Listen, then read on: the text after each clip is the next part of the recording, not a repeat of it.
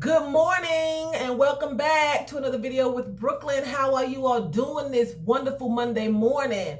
So anyway, I'm going to jump right into the video. I want to talk about moving in silence again. Okay, a lot of people, including myself, I know you trust people, you tell them your plans, you tell them what's going on in your life, even your personal life, relationship wise, job aspects, expectancy of babies, whatever the case may be. You share with people, you want to be, friends, and sometimes the harsh reality is you're a friend, but they're not a friend. Okay? And let me explain by what I mean. Explain what I mean. Okay, so just say, for instance, you have something going on in your life that's just not even really, you don't think is really important, and you share it with somebody, and they benefit off of it. It could be vitamins, it could be going to a nice restaurant, to a clothing store, just little things you share with a friend, right? And they suck it all up. They go to the stores you shop at, buy nice clothing, they buy the medication, if you choose a particular movie to go to, just talking in general, certain foods you may eat, you may go get your hair done in a certain place, you sharing it as a friend, but you sit back and you notice they never share anything. Things happen in their life, but they never share it, especially if it's something that can benefit you. It's something that's important that can benefit you, right? They don't share it. You find out through the grapevine that your friend or whoever it is have benefited from certain aspects and things that's going on that you could have benefited from. Maybe it could have been, a job fair, or maybe it could have been discounts on medication at a certain pharmacy, or maybe a sale going on at TJ Maxx that you didn't know about, that you could have really went to and killed it because you love TJ Maxx. Things like that. Some things could be important and some things are not important. But if you find somebody who's always pulling information from you and always want to know what's going on with you, be leery of that person. Be very leery of that person and know that that's not a genuine friend, because a genuine friend does not keep information from genuine friends. They just don't. If they consider you to be a friend, they are not going to keep information that's vital from you. And when I say vital, it could be something as little as, like I said, going to a job fair and you may need a job. So I have a little quick list here that I'm going to read, and it may shine up the light from my tablet. But it says, having a baby, close your mouth. Getting a new car, close your mouth. Getting married, close your mouth. Going back to school or college, close your mouth. Going to a job, getting promoted, close your mouth. Remember, 99% of the time when we speak on something and it doesn't happen, it's because we open our mouth. And the friends we share the information with. Jealousy is just as powerful as voodoo and Santeria.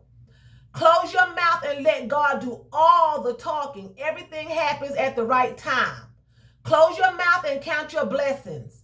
And always remember, majority of your friends aren't as genuine as they seem. Most of them want to see you do well, just never better than them. And I found that to be true.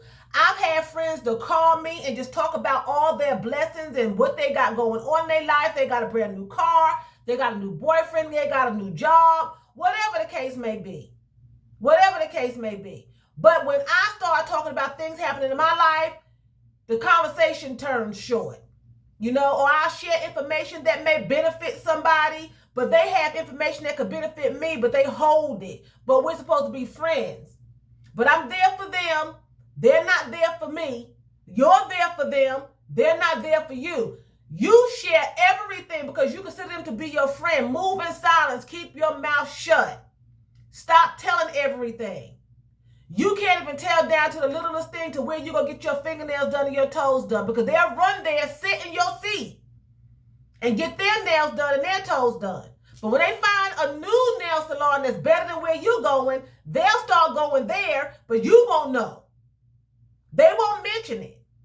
It may come out accidentally because what's done in the dark comes to light. Let me tell you something. When you're being hypocritical and you're pretending to be someone that you are not, it comes out. God exposes you when you're doing things in the dark. And the person that you are keeping information from is supposed to be your friend, and they're genuinely your friend, and you're being deceitful, it's going to come out and the person will find out.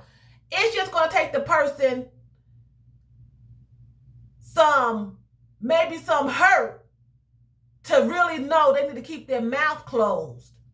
And you have to learn not to get, when I say hurt, I don't mean hurt as in jealousy and you're furious because they did something you didn't do. That's not what I'm saying. I'm saying over the reality that you really don't have friends. That you really don't have friends. It's hard. You want to say you have friends because the Bible says there are friends that stick us closer than a brother. You know? But for the majority of us, we don't have that. We stick closer than a brother to them. But they don't stick closer to a brother for you. And that's just the sad reality of it, you know? And we just have to learn how to keep our mouths closed and move. Get your blessing, do what you're going to do, and let them see it for themselves. You don't have to tell them, because even down to the littlest detail, they will swipe it up and suck it off you and suck it up and just live off of your information, but they won't share any information with you. Or they don't want to come to your house, but they want you to come to their house. You know, I had a friend like that. She told me I had moved into my new place and I invited her over, and she told me she didn't know how to find my place. But she shopped down the street. I lived down the street from a specific shopping center that she shopped at all the time. My apartment was no more than 5 minutes from that shop. She told me she couldn't find it. She didn't know how to put it in her GPS, but this particular person was going out of town every week, all like 5 or 6 hours away by herself using her GPS. So when you have things like that, it's hard to accept that people are jealous or envious or really just don't care for you. But if the signs are in your face, they're in your face. You know, if you're sitting back, like I said, you're giving information out, but this person is never giving information out, and you find out later they could have gave you information, especially if you were supposed to be friends, they're always calling you their friend. They're always loving on you. But then when it comes down to it, you realize that that wasn't the case, that they've been holding things from you. Because to me, if your girlfriends share things, they share, I wouldn't, but they share lip gloss, they share hair combs, they share clothing. You know, they spend the night at each other's homes. You know, you do that coming up as best friends. Being grown women, some things may change, but if you are best friends, I'm not saying share everything, but I'm saying some things you just share, especially if you know it's going to benefit your friend. You know, I even share down to what kind of shampoo I use. You know, if it's going to help a friend's hair, what kind of vitamins I use, eyelashes, you know, things like that, because that's what women do. That's what girls do. But I found out here at 55 that you cannot do that. Everyone is not on the same page as you are as a friend. They're just not. So it's always safe to say, just keep your mouth closed and keep your information to yourself. And then there will not be any hard feelings, because I'm not going to lie, you're human. And when you find that out, it makes you feel a certain way, you know? And I've even had people to let people get by with certain things that they don't consider to be a friend at all. And when you're their friend, they don't let you get by with nothing. They harsher on you because you're their so-called friend. But people that's not their friend, that wrong them, they can just do whatever they want to do. They show them the utmost respect. Be leery of those type of people, because at the end of the day, they really don't care about you. It's pretend. Like we said as children, it's for play.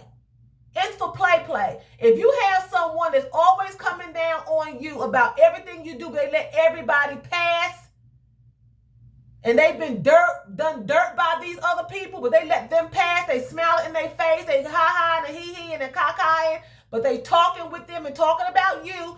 Be leery of them people. They're for play. They're not really your friend.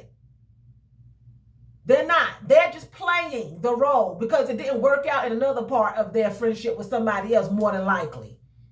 You know, so be leery of them. Don't share information with them. Basically, what I'm saying is don't share information with nobody. It may have to go as far as family members, too, that don't agree with things that you're doing. You know, if you feel like you are doing what's right, then you do what you need to do. So don't share. People like to give uninvited opinions, and they're not for you, but someone else could do the same thing that you're doing and they will congratulate them. This is family members as well. So you need to be careful of who you share your information with. And I just woke up this morning and I just wanted to give this word of motivation this morning. Keep your mouth closed. Pick and choose what you tell. If you're okay with sharing information that's not really important and it doesn't matter, I don't care. I share, you know, but I just know I'm not going to get the same feedback. I've learned that. You're not going to get the same feedback. Everybody does not look at you the same way you look at them. And a lot of times you are there with your eyes wide open and you don't see. You know, they're really shut and you don't see until it hits you.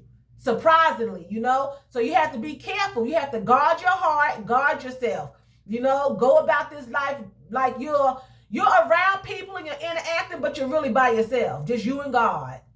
That's the only one that you really can just trust with everything, because you just never know who's going to, you know, like I said, drain you dry of your information. You know, I mean, even in relationships, you give all you can give emotionally, mentally, physically, and then the other person is draining you mentally, emotionally, and physically, and financially, and you just left with nothing all the time.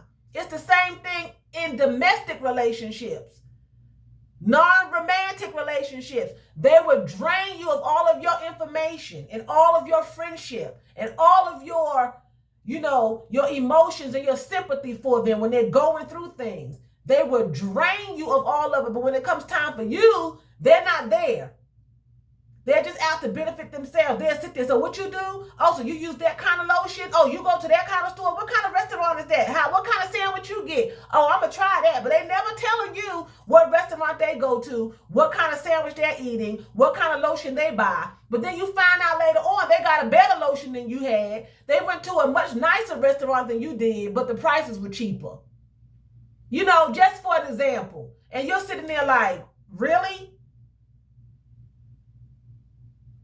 So I'm using those for examples, but what I'm saying is just be careful. When you got somebody who's not telling you nothing and they keeping it to the point that it's just basic chit chat, notice it. Notice it, but they wait for you to share. They wait for you to share, they take it in, but they're never sharing. They're just acting interested in everything that you're talking about. Be leery. That's not a friend. You could deem them an associate, someone you hear from every now and then. But that's not a friend. Friends do not do that. Friends share. As soon as you find out good news, you share it with your friend. You don't keep the good news for 4 and 5 months and a year, and your friend is sitting by and you're talking every day or whenever you talk, and they don't know nothing, but you got some good news going on that's benefiting you. That's not a friend. That's not a friend. And I just know that has happened here lately to people that I know, and I just want to touch on it. That's not friendship. That's use-ship. They want to use your information and they keep there to themselves. That's not a friend. So don't be fooled by that, thinking that because they call you their friend, that they're your friend, because that's not the case. Friends do not treat friends that way. Okay? So that being said, I'm going to say Phil Donkey. Oh, let me say this right quick. This is a Monday. This is a casual day for me. I got a pair of leggings with holes all in them, and this sweater. And this hat, my hair just twisted up, and I'm going to put on some slides, and that's it. I just woke up this morning. I'm just tired, y'all. So anyway, with that being said, I'm going to say Phil Danke. That's thank you very much in German. So Phil Danke for watching me. And choose, that's what? That's bye in German.